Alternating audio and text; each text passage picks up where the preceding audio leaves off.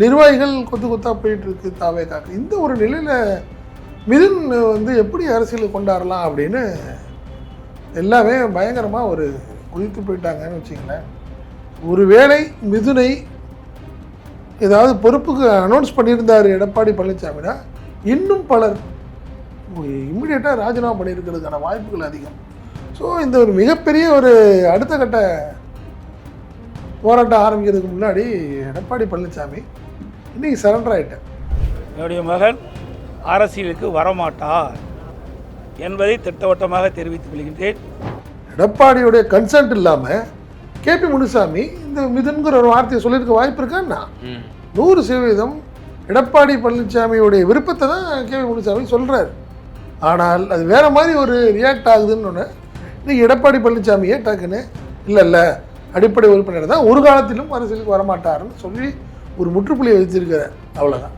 ஆனால் ஒரு விஷயம் அவர் எடப்பாடி என்ன சொன்னார்னா அடிப்படை உறுப்பினர் தான் ஒரு வார்த்தையை சொல்லியிருக்கார். அப்போது இன்றைக்கி தானா இல்லை இன்னும் ஒரு 6 மாதம் கழித்து கூட மிதுனை கொண்டாடுவாரான்னு தெரியலை. என்னுடைய மகன் மிதுன் அனைத்து இந்திய அண்ணா திராவிட முன்னேற்ற கழகத்தில் அடிப்படை உறுப்பினராக மட்டும்தான் இருக்கின்றார். கட்சியில் எந்த பதவிகளும் இல்லை. சி மகேந்திரன் வந்து நல்லக்கண்ணு தா பாண்டியன் அவங்களோடைய பயணம் பண்ணவர். பட் ஏன் இப்படி ஒரு தெளிவு முடிவு எடுத்தாருன்னு யாருக்குமே தெரியாத ஒரு விஷயம். அவரே ஒரு முடிவு எடுத்தாலும் கூட இந்த விஷயத்தில் தாவேக்கா மிகப்பெரிய தவறை செய்திருக்கிறத தான் நான் பார்க்குறேன். சிவப்பு துண்டோடு நான் பயணம் செய்கிறதுக்கு எனக்கு நீங்கள் அனுமதி கொடுக்கணும்னு ஒரு வார்த்தையை கேட்குறாரு. இந்த ஸ்டேஜில் இருந்தவங்கலாம் புஷி ஆனந்த் இந்த மாதிரி ஆட்கள் தான் இருந்தாங்க.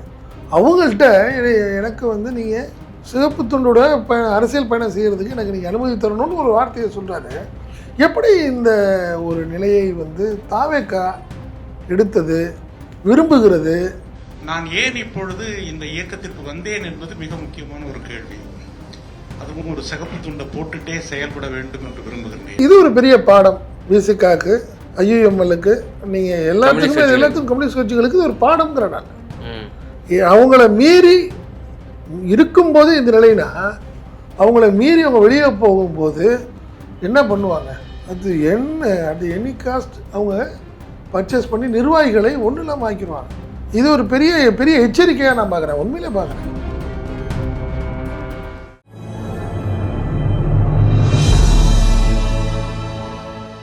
தமிழ் நியூஸ் நேர்களுக்கு வணக்கம். இன்றைய நேர்காணலில் நம்ம இருந்திருப்பவர் தமிழ் நியூஸோட ஆசிரியர் மற்றும் பத்திரிகையாளர் திரு செந்தில் சார். சார் வணக்கம். வணக்கம் ஐக்கியம். வணக்கம் சார். இன்றைய தினம் சட்டசபை முதல் சட்டசபை கூடியதற்கு பிறகு ஆளுங்கட்சி தரப்பில் அமைச்சர்கள் சில விளக்கங்கள் கொடுத்தாங்க. பிறகு எதிர்கட்சி தரப்பில் திரு உதயநிதி ஸ்டாலின் அடுக்கடுக்கான விமர்சனங்களை முன்வைச்சார். மற்றொரு எதிர்கட்சியாக இருக்கக்கூடிய அதிமுகவினுடைய பொதுச் செயலாளர் திரு இபிஎஸ் அவர்களும் என்னென்ன விஷயங்கள் எதிர்வினை ஆற்றணுமோ அதெல்லாம் எதிர்வினை ஆற்றினார். அதில் எழுப்பப்பட்ட ஒரு கேள்வி, மிதுன் பழனிசாமி அவர்கள் உங்கள் கட்சியில் வந்து ஒரு மிக முக்கிய பொறுப்புக்கு வந்து வரப்போகிறாராமே அப்படிங்கிற ஒரு கேள்வி. அதை அவர் வந்து மறுத்திருக்கிறாரு. அவர் ஒரு அடிப்படை உறுப்பினர் தான் அப்படின்ற மாதிரி சொல்லியிருக்கிறாரு. இது வரைக்கும் நம்ம அதிமுக வட்டாரங்களையும் சரி செய்தி ஊடகங்களையும் நாளிதழ்களையும் வந்திருக்கக்கூடிய செய்தி, மிதுன் பழனிசாமி ஒரு ஹையர் பொசிஷனுக்கு வரப்போகிறாரு, அடுத்த வாரிசு அரசியல் அதிமுக இனி இந்த லெகசியே முடிய போகுதுங்கிற மாதிரி சொல்லப்பட்டது. இப்போ இபிஎஸ் இப்படிப்பட்ட ஸ்டேட்மெண்ட்டுக்கு என்ன காரணம்? இல்லை, நீங்கள் மிதுன் வார்த்தை சாதாரணமாக வரல. காரணம் என்ன, கேபி முனுசாமி சொன்ன வார்த்தை அது. மிதுன் வந்து அரசியலுக்கு கொண்டு வரணும்னு நிர்வாகிகள் விரும்புகிறாங்கன்னு ஒரு வார்த்தை சொன்னார். இத்தனைக்கும் ஒரு துணை பொதுச் செயலாளர் வர சீனியர் மோஸ்ட் நிர்வாகின்னு வச்சுக்கலாம், அவர் சொல்லிட்டு போகிறார். போகிற போகல 2 நாட்களுக்கு முன்பு காஞ்சிபுரம் மாவட்ட நிர்வாகிகள் ஆலோசனை கூட்டத்தில் கலந்துக்கிட்டாங்க. போகும்போது கேட்குறாங்க, என்ன எது முக்கியமான முடிவுகள் எடுத்தீங்களா, இல்லை என்ன பேசுகிறீங்கன்னா, பெரிய முடிவுகள் கிடையாது, பட்டு மிதுன் வந்து ஆக்டிவ் பாலிடிக்ஸுக்கு வரணும், முக்கிய பொறுப்புக்கு வரணுங்கிற மாதிரி நிர்வாகிகள் தங்களுடைய விருப்பத்தை சொல்லியிருக்கிறாங்க அப்படின்னு ஒரு கொளுத்தி போட்டு போனார். அதன் விளைவு வந்து கடுமையான விளைவு ஆயிடுச்சு. நிர்வாகிகள் எல்லாமே குதிச்சு போயிட்டாங்க. குறிப்பாக பார்த்திங்கன்னா first IT wing Raj Sathyan உடனே அடுத்த 1 ஹவர்லேயே ஒரு அறிக்கை வெளியிட்டார். அது வந்து மிகப்பெரிய தவறான ஒரு முன்னுதாரணமாயிரும், நாங்கள் ஏற்றுக்க முடியாதுங்கிற மாதிரி ஒரு வார்த்தை அவர் சொன்னார். ஏற்கனவே அதிமுக கலகலத்து கிடக்கு, எல்லாத்துக்கும் தெரியும். காரணம் என்னென்னா, எடப்பாடி பழனிசாமியோடைய அடுத்தடுத்த அணுகுமுறைகள் தான் அதுக்கு காரணம்.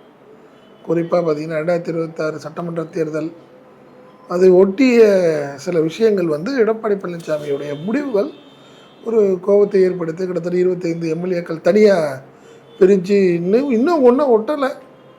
எல்லாமே குறிப்பாக பார்த்தீங்கன்னா வேலுமணி அண்டு சிவி சண்முகம் அவருடைய இல்லத்தில் தான் இப்போ ஆலோசனை எல்லாம் நடத்திட்டு சிவி சண்முகம்லாம் இன்னும் கூட அவர் சமாதானமாகலை, எடப்பாடியை பார்க்கலன்னு வச்சுக்கலேன். இப்படி இந்த நிலையில் அது இல்லாமல் பார்த்தீங்கன்னா இன்றைக்கி ராஜினாமா பண்ணிவிட்டு தாவேக்காக போக வேண்டிய ஒரு சூழ்நிலைக்கு எல்லாம் போயிட்டுருக்குறாங்க. நிர்வாகிகள் கொத்தாக போயிட்டுருக்கு தாவேக்காக. இந்த ஒரு நிலையில் மிதுன் எப்படி அரசியல் கொண்டாடலாம் அப்படின்னு எல்லாமே பயங்கரமாக ஒரு குதித்து போயிட்டாங்கன்னு வச்சுங்களேன். ஒருவேளை மிதுனை ஏதாவது பொறுப்புக்கு அனௌன்ஸ் பண்ணியிருந்தார் எடப்பாடி பழனிசாமினா இன்னும் பலர் இம்மிடியேட்டாக ராஜினாமா பண்ணியிருக்கிறதுக்கான வாய்ப்புகள் அதிகம். ஸோ இந்த ஒரு மிகப்பெரிய ஒரு அடுத்த கட்ட போராட்டம் ஆரம்பிக்கிறதுக்கு முன்னாடி எடப்பாடி பழனிசாமி இன்றைக்கி சரண்டர் ஆகிட்டார். என்ன சரண்டர் ஆகிட்டார்? நல்லா புரிஞ்சுங்க, 2 வருஷத்துக்கு முன்னாடி நமது அம்மாவில் எடப்பாடி பழனிசாமியும் மிதுனும் இருக்கிற ஒரு ஃபோட்டோ வந்துருச்சு. வழக்கமாக எடப்பாடி பழனிசாமி தன்னுடைய மகனை எங்கேயுமே முகத்தை காட்டக்கூடாதுங்கிறது தான் அவருடைய பாலிசியாக இருந்தார். அந்த நமது அம்மாவில் யார் இந்த வேலையை செய்ததுன்னா அது ஒரு ஃபோட்டோகிராஃபர் தான் இந்த மாதிரி தெரியாமல் ஃபோட்டோவை கொடுத்துட்டாருன்னு சொன்ன உடனே அந்த ஃபோட்டோகிராஃபரை இம்மிடியேட்டாக வேலையை விட்டு தூக்கிட்டார். எவ்வளோ கெஞ்சி பார்த்தும் மன்னிப்பு கேட்டும் முடியாதுன்னு சொன்னவர் இன்றைக்கி கேபி முனுசாமி சாதாரணமாக சொல்லியிருப்பாரா? எடப்பாடியுடைய கன்சென்ட் இல்லாமல் கேபி முனுசாமி இந்த மிதுன்கிற ஒரு வார்த்தையை சொல்லியிருக்க வாய்ப்பு இருக்கான்னா 100% எடப்பாடி பழனிசாமியுடைய விருப்பத்தை தான் கேபி முனுசாமி சொல்கிறார். ஆனால் அது வேறு மாதிரி ஒரு ரியாக்ட் ஆகுதுன்னு ஒன்று இன்றைக்கி எடப்பாடி பழனிசாமியே டக்குன்னு இல்லை அடிப்படை உறுப்பினர் தான் ஒரு காலத்திலும் அரசியலுக்கு வரமாட்டாருன்னு சொல்லி ஒரு முற்றுப்புள்ளியை வச்சிருக்கிறார், அவ்வளோதான். ஆனால் ஒரு விஷயம், அவர் எடப்பாடி என்ன சொன்னார்னா அடிப்படை உறுப்பினர் தான் ஒரு வார்த்தையை சொல்லியிருக்கார். அப்போது இன்றைக்கி தானா இல்லை இன்னும் ஒரு 6 மாதம் கழித்து கூட மிதுனை கொண்டாடுவாரான்னு தெரியலை. ஏன்னா நம்ப முடியாதுல்ல, அரசியலுக்கு வரமாட்டார்னு சொல்கிறாரு, ஒரு காலத்துலேயும் வரமாட்டார் அப்படின்லாம் சொல்ல முடியாதுல்ல அந்த ஒரு வார்த்தையை. அதனால் தற்காலிகமும் ஒரு முற்றுப்புள்ளியை வைத்திருக்கிறார் எடப்பாடி பழனிசாமி. அதிமுக அரசியல்வாதிகள் என்ன சொல்றாங்கிறத பார்க்கக்கூடாது, என்ன செயலில் அவங்க காட்டுறாங்க அப்படின்னு தான் பார்க்கணும்பாங்க. திரு மு க ஸ்டாலினுமே கடந்த காலத்தில் என்னோட மகன் யாருமே வாரிசுகள் வரமாட்டாங்க அப்படின்னு சொன்னது பிறகு சொல்லிட்டாரு. அவர் மனைவியுமே அந்த பல அனுபவத்தெல்லாம் பகிர்ந்துருக்கிறாங்கிற பொழுது அப்போ அரசியல்வாதி செயலை தான் நம்ம பார்க்கணும். இப்போ அதிமுகங்கிறது இப்போ அவர் உண்மையிலேயே இந்த கட்சியை சர்வே பண்ணணும் அப்படின்னு நினைச்சோம்னா யாரையுமே போக விட மாட்டாங்க. கடம்பூர் ராஜிலிருந்து எம்சி சம்பத்துல இருந்து கடந்த வாரம் கூட ஒவ்வொரு நாளும் விலகி கொண்டிருக்கிறாங்க. கண்டிப்பா காம்ப்ரமைஸுக்கு உட்கார்ந்துருப்பாரு, வாங்க கூப்பிட்டு வாங்க. விஜயபாஸ்கர் வருத்தத்துல இருக்காரு, சிவி சண்முகம் வருத்தத்துல இருக்காரு, நேரடியா போயிருப்பாரு, காம்ப்ரமைஸுக்கு ஏதாவது ஒரு முயற்சி எடுத்திருப்பாரு, தீவிர முயற்சி.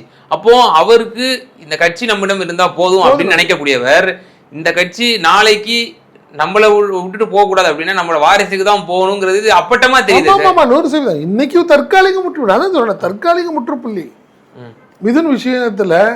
ஏன்னா ஏற்கனவே கடுமையான ஒரு எதிர்ப்புல இருக்கிற அதிமுக ஒரு தரப்பு கடுமையான எதிர்ப்புல இருக்கிறாங்க, எடப்பாடி பழனிசாமிக்கு எதிரான மனநிலையில் இருக்கிறாங்க. மிதுன்னு கொண்டாதான் இன்னும் கடுமையான ஒரு பிரச்சனை வந்துடும் பயந்துக்கிட்டு தற்காலிகமாக முற்றுப்புள்ளி வைத்திருக்கிறார், அவ்வளோதானே ஒழிய மிதுனை கண்டிப்பாக ஒரு நாள் கொடுத்துட்டு தான் போவார், அதெல்லாம் மாற்றம் கிடையாது. அப்போ அதிமுகவும் நாளை தினம் இப்போ எப்படி காங்கிரஸ் போலவோ அடுத்து திமுக போலவோ மற்றொரு அந்த ஒரு கட்சியாகத்தான் அதிமுக இனி உருவெடுக்க போகுதுன்னு நம்ம இதுல இருந்து புரிஞ்சுக்கலாம். ஆமாம், எடப்பாடி பழனிசாமி பெருசாக கவலைப்படலங்க கட்சி. அதாவது இபிஎஸ் என்னோட குடும்பத்தின் கீழே இந்த கட்சி இனி முழுவதும் கட்டுப்பாட்டு வரணும். எம்ஜிஆர் மாளிகையிலிருந்து அதிமுகவோட சொத்துக்கள் அனைத்தும் தன் வசப்படுத்தணும், ஒரு மதிமுக மாதிரி வச்சுக்கலான்னு முடிவு பண்ணிட்டார். அவ்வளோதான் சொல்லணும், அப்படிதான் சொல்லணும். நம்ம ஒரு பெரிய கட்சி என்ன கிட்டத்தட்ட 25-30% வாக்குகளை பெற்றிருந்த கட்சியை கொஞ்சம் கொஞ்சமாக கரைச்சிக்கிட்டு இருக்காரு எடப்பாடி பழனிசாமி. 20% இந்த தேர்தலில் குறைஞ்சிருச்சு, இன்னும் குறைஞ்சிரும். இப்போ இருக்க நிலைமை பார்த்தா ரொம்ப மோசமாக போயிட்டு இருக்கு. ஸோ இப்போ சார் இப்போ ஒரு பக்கம் அதிமுகவில் உள்ள இஷ்யூஸை பார்த்தோம். இப்போ அடுத்து தமிழக வெற்றி கழகத்தில் ஒரு புதிய இணைப்புகள்லாம் அதிமுகலேருந்து போவாங்க, மற்ற கட்சி திமுகலேருந்து சின்ன சின்ன நிர்வாகிகள்லாம் போவாங்க. இப்போ திடீர்னு கம்யூனிஸ்ட் கட்சியிலேருந்து ஒரு நிர்வாகி போயிருக்கிறாரு, மூத்த தலைவர் திரு மகேந்திரன் அவர்கள். மகேந்திரன். ஆமாம். ஸோ அவர் ஒரு தொலைக்காட்சி விவாதங்கள் பார்க்குறவங்களுக்கு அவர் ரொம்பவே பரிச்சயமானவர், ஒரு அறியப்பட்ட முகம் அப்படின்னு கூட சொல்லலாம். ஸோ அவர் போகிறாரு, என்ன அவர் மார்க்சிய சித்தாந்தத்தை பார்த்தாரு, பெரியாரிய சித்தாந்தத்தை பார்த்தாரு, கம்யூனிஸ்ட் சித்தாந்தத்தை பார்த்தாரு அப்படின்றது நமக்கே வியப்பாக இருக்கு. கொள்கைவாதிகள் இப்படி மாறுறதுங்கிறது ரொம்பவே ஒரு விஷயம் தான். காரணம் என்னன்னா, நீங்கள் சொன்ன மாதிரி மகேந்திரன் நல்லக்கண்ணு, தா பாண்டியன் அவங்களோடைய பயணம் பண்ணவர். பட் ஏன் இப்படி ஒரு தெளிவு முடிவு எடுத்தாருன்னு யாருக்குமே தெரியாத ஒரு விஷயம். அவரே ஒரு முடிவு எடுத்தாலும் கூட இந்த விஷயத்தில் தாவேக்கா மிகப்பெரிய தவறை செய்திருக்கிறத தான் நான் பார்க்குறேன். நீங்கள் ஒரு கூட்டணி கட்சிங்க, எப்பவுமே கூட்டணி தர்மம்னா என்ன பண்ணுவாங்க, எவ்வளோ அதிருப்தியில் இருந்தாலும் கூட நீங்கள் வெளியே போயிட்டீங்கன்னா அது வேறு. இப்போ காங்கிரஸாக இருக்கட்டும், இப்போ நீங்கள் விசிகால நடந்த விஷயங்கள், பனையூர் பாபுவாக இருக்கட்டும், இந்த மாதிரி விஷயங்கள்லாம் பார்த்தீங்கன்னா வெளியே போயிட்டாங்க. கூட்டணியிலேருந்து வெளியே போனதுக்கு பிறகு என்ன வேணாலும் நடக்கலாம். பட் கூட்டணியில் இருக்கும் இந்த ஒரு நிலையில் மகேந்திரன் மாதிரி ஒரு முக்கிய நிர்வாகி, மூத்த நிர்வாகியை எப்படி தாவேக்கா அந்த கட்சிக்கு கொண்டாந்தது அப்படிங்கிறது தெரியல. மகேந்திரன் ஒரு வருத்தத்தில் இருந்தார். அவருக்கு அந்த மாநில செயலாளர் விஷயத்தில் அவருக்கு ஒரு வருத்தம். வீரபாண்டியனுக்கு கொடுக்கணும் முன்னாடி தனக்கு கொடுக்கணும்னு அவர் எதிர்பார்த்தார். சங்கடத்தில் இருந்தாருன்னு வச்சுக்கலாம், கொஞ்சம் ஒதுங்கி தான் இருந்தார். உண்மைதான். நான் கூட பர்சனலாக அவரிடம் 2 ஆண்டுகளுக்கு முன்னாடி பேசும்போது கூட என்னிடம் என்ன சொன்னார், இல்லை என்னை சிபிஐன்னு கூட நீங்கள் அறிமுகப்படுத்த வேண்டாம், நீங்கள் ஒரு அரசியல் ஆய்வாளர் அப்படிங்கிற இதாக கூட பேசிக்கோங்க, நான் கொஞ்சம் மெட்டீரியல் பாலிடிக்ஸ்லேருந்து கொஞ்சம் நான் ஒதுங்கிட்டேன், நான் ஒரு சமூக ஆர்வலர் அப்படிங்கிற ரேஞ்சுக்கு வந்துட்டேன். கொஞ்சம் ஒதுங்கி தான் இருந்தாருன்னு வச்சுக்கோங்களேன். முத்தரசன் அதுக்கப்புறம் இந்த மாதிரி விஷயங்கள் வரும்போது தனக்கு அந்த முக்கியத்துவம் கொடுத்துருக்கணுங்கிற ஒரு வருத்தம் அவர்கிட்ட இருந்தது.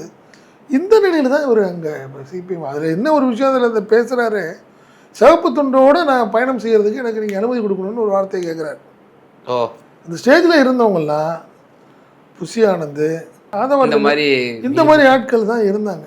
அவங்கள்ட்ட எனக்கு நீங்கள் சிவப்பு துண்டோட அரசியல் பயணம் செய்கிறதுக்கு எனக்கு நீங்கள் அனுமதி தரணும்னு ஒரு வார்த்தையை சொல்கிறாரு. எப்படி இந்த ஒரு நிலையை தாவேக்கா எடுத்தது, விரும்புகிறது, ஏன் அதிமுகவை சின்ன பின்னமாக்குது? புரியுதுங்களா? இந்த 25 பேர் உங்களை நம்பி வந்தாங்க, அவங்களுக்கு உங்களால் அகாமடேட் பண்ண முடியல, அவங்களுக்கு சரியான ஒரு வழிகாட்டுதல் பண்ண முடியல, ரைட்? ஒரு பெரிய கட்சி, அந்த கட்சியை இன்றைக்கி ஒன்றும் இல்லாமல் ஆக்குது. அங்கே இருக்கிற எம்எல்ஏக்களை பர்ச்சேஸ் பண்ணுது. பர்ச்சேஸ் பண்ணிவிட்டு அதில் என்ன ஒரு பெரிய பியூட்டி அப்படின்னு பார்த்தீங்கன்னா, பர்ச்சேஸ் பண்ணிவிட்டு உங்களுக்கு கேரண்டி தர முடியாது, இடைத்தேர்தலில் நீங்கள் வேட்பாளருங்கிறதுக்கான வாய்ப்பு இல்லை, பணம் எவ்வளோ வேணும் உங்களுக்கு, அதை வாங்கிக்கங்கிற மாதிரி சொல்லி முடிக்கிறாங்கன்னு வச்சுக்கோங்க. இந்த நிலையெல்லாம் தெரிந்து மகேந்திரனுக்கு தெரியாதா? புரியுதுங்களா? அப்படி அவர் விஜயோட பயணம் பண்ணணும்னு முடிவு பண்ணார். தாவேக்கலை பண்ணால் விஜய்க்கு அவரை போய் பார்த்து நீங்கள் சந்தித்து அவரோட பயணம் அரசியலில் சேர்ந்துருந்தால் நல்லாயிருக்கும், கட்சியில் சேர்ந்துருக்கலாம். இவ்வளோ அர்ஜென்ட்டாக புஷி ஆனந்த் தலைமையில் ஒரு கட்சி ஏன் அவர் சேர்ந்தார் அப்படின்னு தெரில. இது ஒரு பெரிய பாடம் விசிகாக்கு, ஐயுஎம்எல்லுக்கு, நீங்கள் எல்லாத்துக்கும் கம்யூனிஸ்ட் கட்சிகளுக்கு இது ஒரு பாடம்ங்கிற. நான் அவங்கள மீறி இருக்கும்போது இந்த நிலைனா, அவங்கள மீறி அவங்க வெளியே போகும்போது என்ன பண்ணுவாங்க? அது என்ன, அது எனி காஸ்ட் அவங்க பர்ச்சேஸ் பண்ணி நிர்வாகிகளை ஒன்றும் இல்லாமல் ஆக்கிடுவாங்க. இது ஒரு பெரிய பெரிய எச்சரிக்கையாக நான் பார்க்குறேன், உண்மையிலே பார்க்குறேன். சார் இதே கூட்டணியில் இருக்கும்போது தானே சார் மதிமுகலேருந்து போயிருக்காங்க திமுகவுக்கு, வேட்பாளராக இருந்தவரே போனார். அதே போல் கரூரில் காங்கிரஸ்காரரே ஒருத்தர் திமுகவுக்கு போனார். இல்லை, ஒரு சின்ன விஷயத்தில் நடந்தது, அதில் மிகப்பெரிய சங்கடப்பட்டாங்க. ஒரு ஈரோட்டில் ஒரு நிர்வாகி போனாங்க. அதுக்கு ஒரு காரணம் என்னென்னா, இவர் வைகோ ஒரு வேறு மாதிரி ஒரு முடிவெடுக்க போகிறாரு அப்படின்னோன்னா அவங்க ஒரு முடிவெடுத்தாங்க. புரியுதுங்களா? இப்போ இவங்க வெளியிலேருந்து ஆதரவு கொடுத்துட்ருக்குறாங்க கம்யூனிஸ்ட் கட்சிகள், எந்த பிரச்சனையும் கிடையாது தாவேக்காக்கு.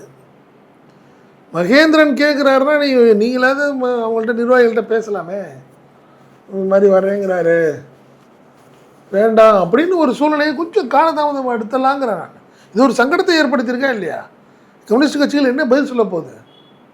அவங்களுடைய விருப்பம்தான். என்ன ஒரு இது எங்கள்கிட்ட எங்கள் கட்சியில் பெரிய சுதந்திரம் உண்டு, என்ன வேணாலும் பேசிக்கலாம். ஆனாலும் நீ ஆளுங்கட்சியாக இருக்கிற நீங்கள் ஆளுங்கட்சிக்கு ஆதரவாக நிலைப்பாடு எடுத்து இருக்கிற ஒரு நிலையில் இந்த கட்சியிலேருந்து ஒரு நிர்வாகியை நீங்கள் வந்து சேர்க்கறதுங்கிறது ஒரு கூட்டணி தர்மம் இல்லைன்னு நான் பார்க்குறேன். அது வந்து அதான் சொல்கிறேன், இது மிகப்பெரிய எச்சரிக்கையாக தான் நான் பார்க்குறேன். நீங்கள் இனிமேல் ஷாஜகானை பிரிக்க முடியும்னு நினைக்கிறீங்களா? ஷாஜகான் இப்போ ஐயூஎம்எல் ஒரு முடிவு எடுக்குது, வேண்டாங்க, கிட்டத்தட்ட பிஜேபியோட ரொம்ப நெருக்கமாக இருக்கிற மாதிரி தெரியுது தாவேக்கா, அதனால அமைச்சரை விட்டு வெளியே வந்தோன்னு சொன்னால் ஷாஜகான் வந்துடுவாரா? ஐயோ, இது வாழ்நாள் முழுவதும் கிடைக்காது. அவருடைய பேச்சு இன்னைக்கே அவர் கிட்டத்தட்ட டிவிகே மெம்பர் மாதிரி தான் பேசுறாரு. ஐயூஎம்எல் இருக்கிற மாதிரி தான், ஐயூஎம்எல் இருக்கிற மாதிரியே தெரியலையே. அவர் திமுகவை கடுமையாக விமர்சனம் பண்றாரு. அதெல்லாம் பார்க்கும்போது நீங்கள் ரொம்ப பேசினாரு அப்படின்னு பார்த்தீங்கன்னா, காதர் மொய்தீன் பேசினாருன்னா வாய்ப்பில்லை, வணக்கம், நான் இங்கே பார்த்துக்கிறேன்னு சொல்லிட்டு போயிட்டே இருப்பாங்க. பட் இந்த விஷயத்தில் ஒரு தெளிவாக இருக்கிறது வன்னியரசு மட்டும்தான். கொஞ்சம் அவசரப்படாமல் தெளிவாக இருக்காது. ஏன்னா நீங்கள் அமைச்சரவையில் பங்குனாலும் கூட நீங்கள் அவர் கொஞ்சம் நிதானமாக இருக்கிற மாதிரி தெரியுது. கம்யூனிஸ்ட் கட்சியில் அவங்க வெளியில் இருக்காங்க, ஒன்றும் பிரச்சனை கிடையாது. காங்கிரஸ் இன்னும் செட் ஆகிட்டாங்க பாருங்க. அவங்க அறிக்கையெல்லாம் பார்த்தீங்கன்னா கடுமையான அறிக்கை. இதுவே காங்கிரஸை விட்டு அவங்க வெளியே வாய்ப்பே இல்லை. அப்போ நாளைக்கு டிவிகே காங்கிரஸ் ஒரு கோஷ்டி உண்டாகும். 100%. அதுதான் சொன்னேன், இது ஒரு ஆரோக்கியமான அரசியலாக நான் பார்க்கல. இது கண்டிப்பாக ஒருவேளை இந்த சூழ்நிலை சரியா இல்லைங்கிறதுனால தான் 2 நாளைக்கு முன்னாடி சிபிஐ, சிபிஎம், அதே மாதிரி லெனினிஸ்ட் இவங்க எல்லாம் சேர்ந்து ஒரு கூட்டமைப்பு ஏற்படுத்தி ஒரு தனியாக ஸ்ட்ராங்காக இருக்கணும்னு முடிவு பண்ணாங்களான்னு தெரியல எனக்கு. ஒரு மக்கள் நல்ல கூட்டணி மாதிரி அப்படிங்கிற மாதிரி எப்படி கேப்டன் விஜயகாந்த் கூட ஒரு இது பண்ணிக்கிட்டோம், ஒரு தொகுதி உடன்பாடு பண்ணிக்கிட்டோம்னு சொல்லி அறிவிச்சாங்களோ, அதே மாதிரி நாம வந்து ஒரு கூட்டமைப்பு, அந்த கூட்டமைப்பு தாவேக அரசு வெளியில இருந்து ஆதரவு. என்ன காரணம்னா டிஎம்கேயோட இனிமேல் வர முடியாத ஒரு சூழ்நிலைக்கு வந்துட்டாங்க அவங்க. ஸோ என்ன பண்ணணும், ஒரு ஆர்ப்பாட்டம் போராட்டம்னா எங்கள் கூட்டமைப்பு சார்பாக நாங்கள் ஒரு முடிவு எடுத்திருக்கோம், அதனால நாங்கள் ஆர்ப்பாட்டத்தை அறிவிப்போம்னு சொல்லி ஒரு வேறு மாதிரி ஒரு பயணம் பண்ணணுங்கிறதுனால தான் அவங்க வெளியே வந்திருக்காங்க. ஸோ இதை பார்க்கும்போது மகேந்திரனுடைய இந்த ஒரு தாவேக்கா இணைப்புங்கிற ஒரு விஷயம் கண்டிப்பாக எல்லாத்துக்கும் ஒரு உறுத்தலாக தான் இருக்கும். நீங்கள் இன்னும் 2 நாட்களில் பாருங்கள், வேறு மாதிரி தான் ரியாக்ட் பண்ணுவாங்க. கம்யூனிஸ்ட் கட்சி சிபிஐயாக இருக்கட்டும், சிபிஎம்மாக இருக்கட்டும், ஒரு திருமாவளவனாக இருக்கட்டும், எல்லாமே இது ஒரு வேறு மாதிரி ரியாக்ட் பண்ணி தானே ஆகணும். இது தவறான ஒரு முன்னுதாரணம் அப்படின்னு 100% சொல்லுவாங்க. திமுக கூட சொல்லப்பட்டது, மதிமுகவிலிருந்து மல்லை சத்யா வந்து வெளியேறும் பொழுது அவர் திமுகவில் இணையலாம் என்று இருந்தார். ஆனால் திராவிட முன்னேற்ற கழக தலைவர் அது உட்கொள்ளவில்லை, வேண்டாம், இது வந்து தோழமை கட்சிக்கு ஒரு பாதிப்பை ஏற்படுத்தும், அவருக்கு ஒரு மனக்கசப்பு ஏற்படுத்துற மாதிரி நம்ம செய்திருவோம். ஜாக்கிரதையா இருந்தாங்க. அவருக்கு சீட்டு கேட்டாரு, ஒரு சீட்டாவது கொடுங்கன்னு கேட்டாரு, இல்லை வேண்டான்னு சொன்னாங்க. மல்லை சத்யாவுக்கு சீட்டு கேட்டார் அவர். உதயசூரன்லேயே எனக்கு ஒரு வாய்ப்பு கொடுங்க அப்படிங்கிற மாதிரி கேட்கும்போது வாய்ப்பு இல்லை, வேண்டாம், நான் வைகோ வருத்தப்படுவார் அப்படிங்கிற ஒரு விஷயத்துக்காக தான் இருந்தாங்க. ஆனால் நீ வைகோடைய பேச்செல்லாம் வேறு மாதிரி இருக்கே, சரியா இல்லைல்ல. அதனால் நீங்கள் எவ்வளோ வருத்தங்கள் எவ்வளோ விஷயங்கள் இருந்தாலும் அரசியலத்தில் நாகரிகம்னு சில விஷயங்கள் இருக்குது. அது தாவே கட்ட நீங்கள் எதிர்பார்க்க முடியாது. ஏன்னா அவங்க 2 வருஷத்தில் திடீர்னு கட்சி ஆரம்பித்து ஆட்சியை பிடிச்சிட்டாங்க. அவங்களுக்கு ஒன்றுமே இந்த வழி தெரியாதுல்ல. கட்சியிலேருந்து உடஞ்சி வெளியே போகிற விஷயங்கள்லாம் இன்னும் அவங்களுக்கு புதுசு, அந்த வழி தெரியாது. போக போக தான் அவங்க கற்றுக்குவாங்க. அப்படி தான் நான் பார்க்குறேன். சார், இப்போ அதே போல் இப்போது இந்த கூட்டணி கட்சிகள் ஒரு பக்கம் அலர்ட்னஸ் ஆகுறாங்க ஆளுங்கட்சி நோக்கி. ஏன்னா ஆளுங்கட்சி தான் பவர் இருக்குது, அந்த பவர் உள்ள ஒரு கூட்டணியில் இருக்கிறோம், அதுவும் மைனாரிட்டி ஆட்சியில் உள்ள ஒரு கூட்டணி. அப்படிங்கிற போது நிச்சயமாக அவங்க வந்து தன் கட்சியை பாதுகாக்கக்கூடிய ஒரு நிர்பந்தத்திற்கும் உள்ளாக்கப்பட்டிருக்காங்கங்கிற விஷயம் சொன்னீங்க. இப்போ மதிமுகவினுடைய எம்எல்ஏக்களும் இப்போ ராஜினாமா செய்ய போகிறாங்கங்கிற ஒரு தொடர்ந்து வந்துக்கிட்டே இருக்கிறது. அப்படி ஒரு சின்ன கட்சியினுடைய 2 எம்எல்ஏக்கள், அதுவும் திமுக சின்னத்தில் நின்று ஜெயித்தவங்க, அந்த கட்சியினுடைய நிர்வாகிகள் அதை நம்புவாங்களா? இந்த மாதிரி நம்ம தாவேக்கா கூட்டணியில் இருந்தால் நம்ம ஜெயிச்சிருவோம் இந்த தொகுதிகளில் அப்படின்னு சொல்லி அவங்களால ஒரு உத்தரவாதமாக ராஜினாமா செய்வதற்கு ஒத்துழைப்பாங்களா? எப்படி பார்க்குறீங்க? இல்லை, என்னை பொறுத்த வரைக்கும் டிவிகேவுடைய ஒரு பாலிசியை வந்து இந்த மதிமுக ஆட்கள் ஏற்றுக்குவாங்களா, எம்எல்ஏக்கள் ஏற்றுக்குவாங்களான்னு தெரில. காரணம்னா அவங்க என்ன சொல்கிறாங்க, ரிசைன் பண்ணிடுங்க, எவ்வளோ செலவு பண்ணீங்களோ நான் காசு வாங்கிக்கோங்க அப்படிங்கிற ஒரு பாலிசி. இடைத்தேர்தலில் நீங்கள் தான் கேண்டிடேட்டுன்னு நான் கேரண்டி தர முடியாது.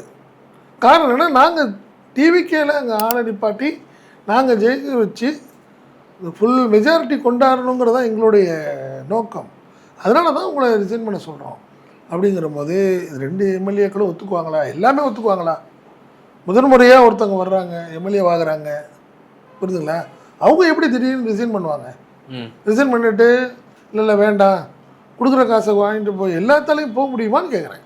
என்னை பொறுத்தவரை மதிமுக அந்த மாதிரி ஒரு நிலையில் இருக்க வாய்ப்பு. ஒருவேளை டிவிக்கு அந்த வேலை பார்த்துன்னா திமுக அதை விட ஒரு பாரம்பரியமிக்க கட்சி, பெரிய கட்சி, உங்களுக்கு அது செய்ய தெரியுதுன்னா இப்போ எங்களுக்கு இது செய்ய தெரியாது அப்படின்னு சொல்லி அவங்க திமுக பக்கமே இழுப்பதற்கான வாய்ப்பு 100% வாய்ப்பு அதிகம். நான் அப்படி தான் நினைக்கிறேன். ஏன்னா உதயசூரியன் நின்றவங்க டிஎம்கே எந்த அளவுக்கு ஒர்க் பண்ணாங்கிறது அவங்களுக்கு கண்கூடா தெரிஞ்சிருக்கும். நீங்கள் ஓட்டு கேட்டதே உதயசூரியனுக்கு கேட்டவங்கல்ல அவங்க. ஸோ அதனால் என்னை பொறுத்தவரை அதற்கான வாய்ப்பு இல்லை. அவங்க வைகோவை போய் பார்த்தாங்க, வைகோ கூப்பிட்டு 2 எம்எல்ஏகள்டையும் பேசினாரு. பட் அவங்க 2 பேரும் ஒத்துக்கலங்கிறது நம்மளுக்கு கிடைச்ச தகவல். இன்னொரு கூடுதலாக என்ன தகவல் வருதுன்னா, வைகோவுக்கு ராஜ்யசபா அடுத்து நாங்கள் தர்றோம் அப்படிங்கிற மாதிரியும் பேசியிருக்கிறாங்க இருக்கலாம் அப்படின்ற கருத்தும் சொல்லப்படுது. இல்லை 2 பேர், அதாவது இப்போ அவங்க வந்து கூட்டணிலேருந்து திமுகலேருந்து கழட்டுற எல்லாத்துக்கும் சில ஆசை வார்த்தையை கூறி தான் வர்றாங்க. மதிமுகவுக்கு ஒன்று தான், எப்பயுமே துரை வைகோவுக்கு மட்டும்தான் கொடுத்தாங்க. பட் இந்த முறை 2 சீட்டு அப்படின்னு சொல்லியிருக்காங்க. அப்படி பார்த்தா அப்பாவுக்கும் பையனுக்கு மட்டுமே சீட்டுன்னா மற்றவங்களுக்கு எப்படி? இப்போ மாநிலத்தை யார் பாப்பா? இல்லை சொல்கிறேன், 2 பேருமே டெல்லிக்கு போயிட்டாங்கன்னா கஷ்டம். சட்டசபையில் அப்போ அவங்களோட பங்களிப்பு என்னை பொறுத்தவரை அது ஒரு சிக்கலாக இருக்கும். மதிமுகவுடைய இந்த தற்போதைய நிலைப்பாடு கூட ஒரு சரியான ஒரு அணுகுமுறை. எனக்கு இறுதியாக ஒரே ஒரு கேள்வி சார். இப்போ நம்ம முதல்ல ஆரம்பத்தில் பேசுனது தான் எடப்பாடி பழனிசாமி அந்த மிதுன் பழனிசாமி விவகாரம் பேசுனது தான். இப்போ சி சண்முகம் வீட்டில் அவங்க தனியாக ஆலோசித்தாங்க என்பதும் குறிப்பிடத்தக்கது. என்ன ஆலோசிக்கப்பட்டது என்கிற தகவல் நமக்கு இன்னும் தெளிவாக கிடைக்க பெறலை அப்படிங்கிறது ஒரு பார்க்குறோம். இப்போ சட்டசபைக்குள்ளே என்ட்ரு ஆகும்போது கூட இபிஎஸ் ஒரு குரூப்பாகவும் வேலுமணி அவங்களுடைய தரப்பு ஒரு குரூப்பாகவும் போனதை நம்ம கவனிச்சோம். இதை செய்தியாளர்கள் மடக்கி கேள்வி கேட்டாங்க. அதுக்கு வேலுமணி பதிலே சொல்லாமல் அப்படியே கடந்து போயிட்டார். இது ஒரு முக்கியமான ஒரு விவகாரம் அதிமுகவில். ஆனால் இது வந்து மீடியாக்கள் அது ஒரு 3வது இடத்துக்கு போன ஒரு கட்சிங்கிறதுனால எதுக்கு அதுக்கு வந்து பெரிய முக்கியத்துவம் கொடுத்தாங்க அப்படிங்கிற மாதிரி நமக்கு தெரியல.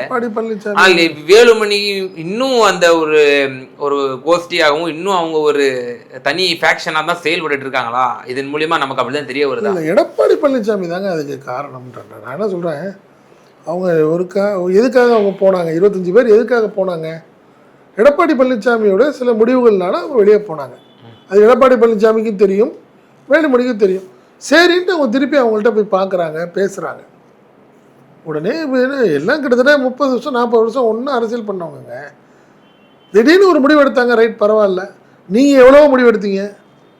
என்ன, நீங்கள் தான் சிஎம்னு சொன்னீங்க, திமுக வெளியிலேருந்து ஆதரவுன்னு ஒரு சூழ்நிலை வந்தது, அதை ஒத்துக்கிட்டாங்க. அடுத்த கட்டத்துக்கு வேற என்ன, திரும்ப தான் சிஎம், நீங்கள் டிப்டி சிஎம்னு சொன்னாங்க, அதையும் ஒத்துக்கிட்டாங்க. நீங்கள் ஒத்துக்கல. ஸோ இந்த ஒரு விஷயங்களில் நீங்களும் சில தவறுகள் பண்ணியிருக்கீங்க, அவங்களும் ஒரு தவறுகள் பண்ணியிருக்காங்க. ஸோ இதில் வந்து விட்டு கொடுக்குறதுல என்ன இருக்குது? எடப்பாடி பழனிசாமிகிட்ட ஆரம்பத்துலேருந்தே அது ஒரு பெரிய கெட்ட பழக்கம். நீங்கள் சசிகலா விஷயமா இருக்கட்டும், நீங்கள் ஓபிஎஸ் விஷயமா இருக்கட்டும், இப்போது அடுத்த கட்டமாக செங்கோட்டையன், இப்போ கண்கூடா தெரிஞ்சு போச்சு சி விஜயபாஸ்கர். ஏன் சி விஜயபாஸ்கர் 100% மிகப்பெரிய தொகை கொடுத்துருந்தாரு எலெக்ஷனுக்கு. ஆமாம், பெரிய லெவலில் பணம் கொடுத்தாரு. அது இல்லாமல் அவர் செலவு பண்ணார். இது 2ஐயும் விட்டுட்டு இன்றைக்கி அவர் ரிசைன்மெண்ட்டு போகிறாருன்னா எவ்வளோ பெரிய வழி அது, நீங்கள் சாதாரணமாக சொல்லுங்கள். இப்போ அதே மாதிரி தான் எடப்பாடி வேலுமணியால் என்ன செய்யறது முடிவெடுக்க முடியாமல் உட்காந்துருக்காரு. சிவி சண்முகம் கண்டிப்பாக வெளியே எங்கேயும் போக மாட்டார். ரிசைன் பண்ண போகிறாரு, ஆனால் வெளியே எங்கேயும் போக மாட்டார். மற்றவங்க மாதிரிலாம் கிடையாது. அவர் வேண்டான்னு ஒரு முடிவில் இருக்கார். ஏன்னா நம்மளுடைய சீனியாரிட்டிக்கெலாம் வேறு எங்கேயும் போக முடியாதுங்கிற மாதிரி ஒரு மனநிலை இருக்கார். அதனால் இது எல்லாத்துக்கும் காரணம் எடப்பாடி பழனிசாமி விட்டு கிடைக்கவில்லை என்றால் இதே ஒரு சூழ்நிலை போனால் அதான் மதிமுக தான். இன்னொரு மதிமுகவை போகுது அதிமுக, அவ்வளோதான் நிலைமை. நிச்சயமா சார். பல்வேறு கேள்விகளுக்கு ரொம்ப விரிவாக தெளிவாக பதில் சொன்னீங்க. ரொம்ப நன்றி. நன்றி.